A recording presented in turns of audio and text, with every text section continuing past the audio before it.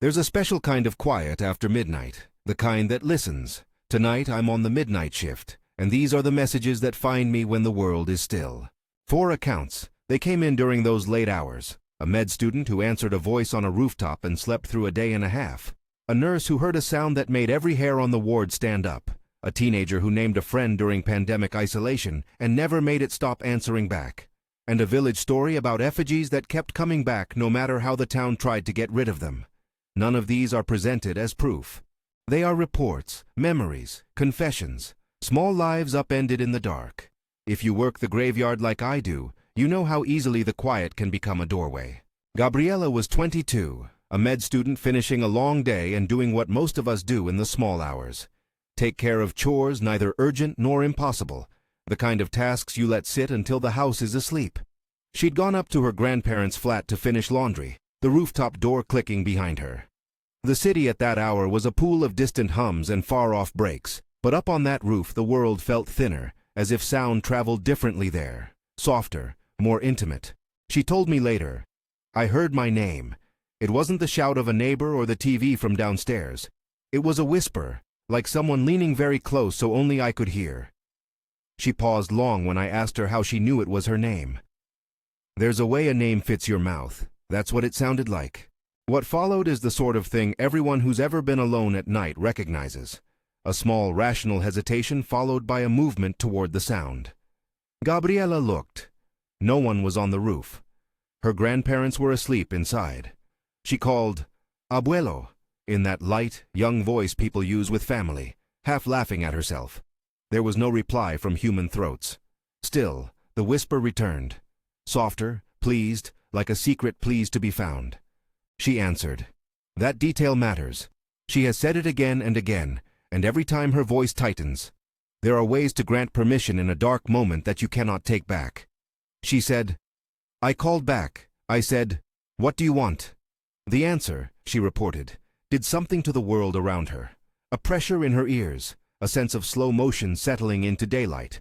She remembers the air feeling thicker, the city sounds losing their edges. Then a blank. When Gabriela came to, it was late afternoon. She had been gone, her family told me, for a day and a half. Her grandfather had found her on the kitchen floor, curled under a blanket, clothes the same as the night before. Her watch, the cheap one she'd had since med school, was stopped, its hands frozen where she could not explain them. She could not explain the missing hours. She could not say what had held her, or where she had been. The thing that kept her up at night wasn't just that she'd blacked out. It was what she described as an echo inside her head. Laughing. Not a human laugh, she insisted. It was close to the sound a throat makes when it doesn't need to be kind. It didn't come from outside, she said. It settled inside like cold water. She began waking at odd times with the taste of metal or of rain on her tongue. Certain she heard her name again in the hush of the apartment.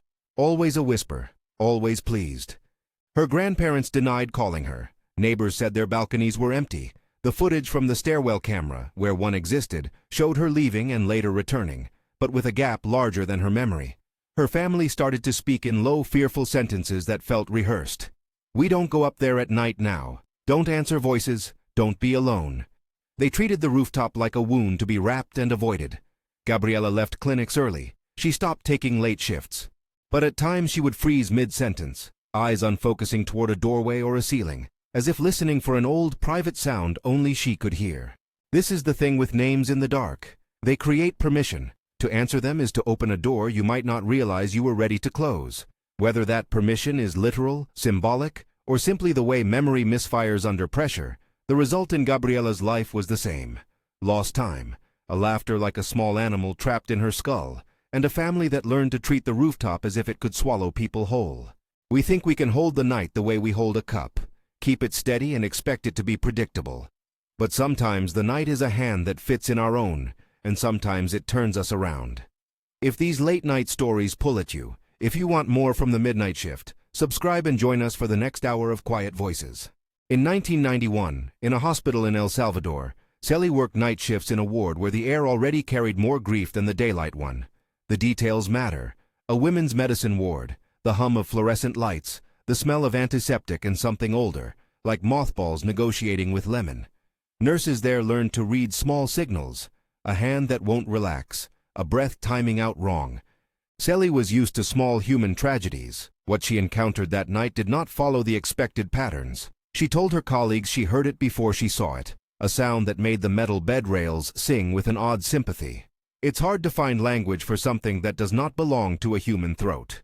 The nurses tried, later, and settled on a guttural noise, a low, animal cough that threaded itself through the ward and stopped the heartbeat of ordinary conversation. It was a vibration that moved people and instruments.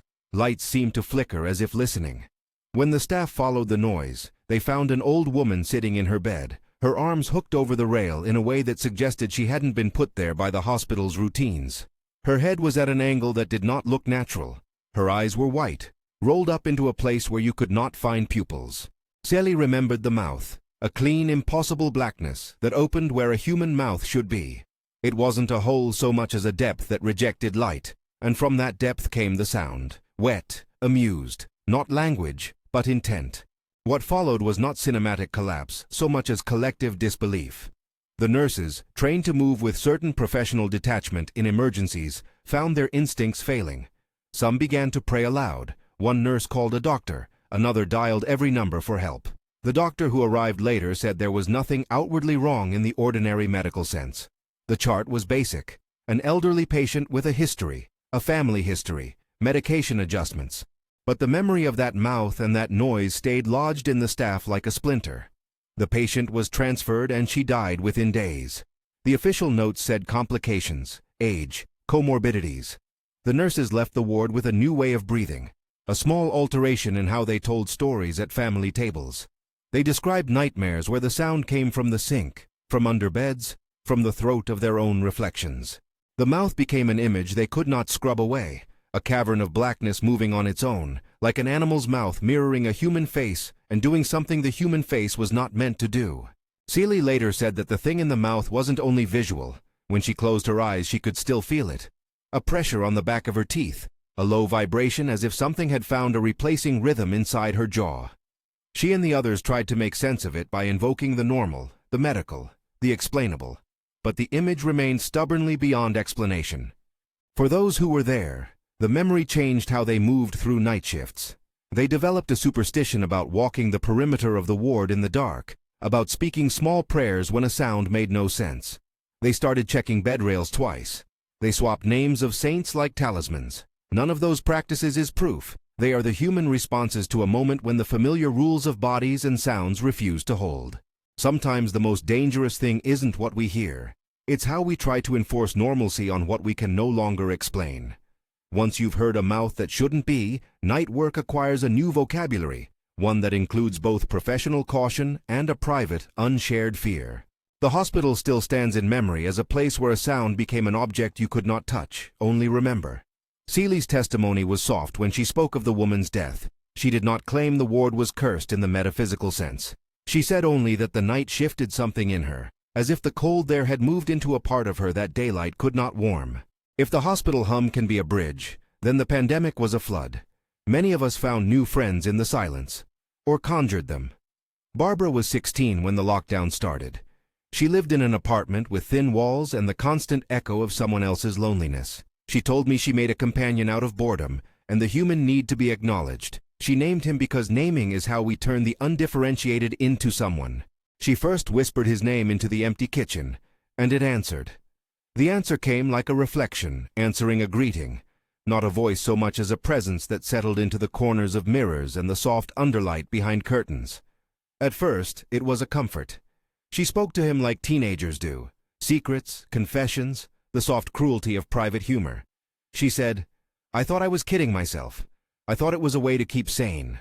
But that is where vulnerability and attention create a dangerous economy. The creature, she refused to call it anything less than a presence, began to inhabit other surfaces. Shadows moved where shadows should not. She started waking to scratches on her arms, thin lines that bled into her memory like writing the body could not understand. Mirrors showed what she did not expect, a darker shape behind her shoulder, a suggestion of elbows where elbows should not be. At times, the presence pushed, not with a force that made headlines, but with a pressure that made her fall in the shower or slide down the hallway weeping. Barbara blamed herself in the way children blame themselves for storms. "I named it," she told me. "I called it into a room I had made smaller and smaller until there was no more air for anything else." She tried to erase the name, to pretend she had never spoken it. It did not help. The presence grew like a habit. At first it watched. Then it began to press demands. A shadow against a window at dawn, a shape in the periphery of reflection. She stopped going out at night. She stopped hanging up blankets over the living room windows because she feared what might attach to their edges. Over the years, the presence did not leave. It moved with her through apartments and roommates, folding itself into doorways the way a cold does. She told me she learned to live with it the way someone learns to coexist with a chronic pain. Precautions and pacing. Never complete trust. She admitted to feeling ashamed that in a time of global fear she had invited another private terror into her life. The community around her offered interpretations: loneliness, sleep disruption, pandemic stress. Those interpretations were not false. They sat beside the story like other pieces on a table, not erasing what she said she had experienced. The longer the presence stayed, the less it seemed like a figment, and the more it felt like an old, patient being watching a new animal. She found once that the reflection in the microwave door had stopped following exactly where she moved, and instead kept its own lagging schedule. On certain nights, she swore she could hear a breath right next to her ear on the opposite side of the room. The scratches on her arms became part of her narrative, a way to point at proof for anyone who would listen. Many didn't. Some shrugged it away as the logical cost of a bored imagination. Even now, years later, Barbara will not sleep with the bedroom door open. The pandemic taught a hard lesson about what solitude can become. Not just a state of mind, but a host.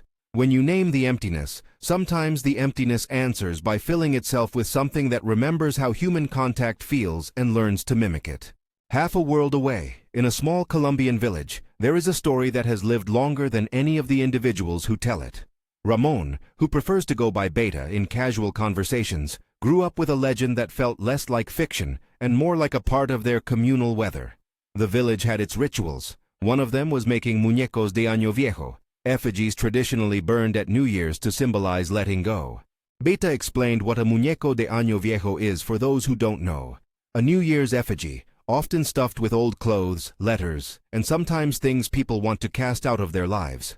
In the town, these muñecos were a seasonal release, a cathartic habit of community cleansing. Once Lola arrived. Lola was a veiled stranger who came into the village with a demeanor that made even ordinary gossip falter. She walked the streets with a bundle, and she offered advice in tones that suggested knowledge older than the pavement. Some breathed easier to see her. Others whispered the kind of rumor that lives on the outskirts of family dinners. After she came, muñecos that resembled locals started to appear in places where they shouldn't. On thresholds, in the hollows of alleys, sometimes propped against the church wall. They were crude imitations, faces that looked eerily like neighbors, sewn in a way that made a laugh feel like a memory. Within, Beta said, there were strange things. Toads, a small jar containing hair, and in one case, a paper rolled with a reversed prayer, or a line written the wrong way around. Objects meant to mark a wish, but turned somehow into something meant to hurt.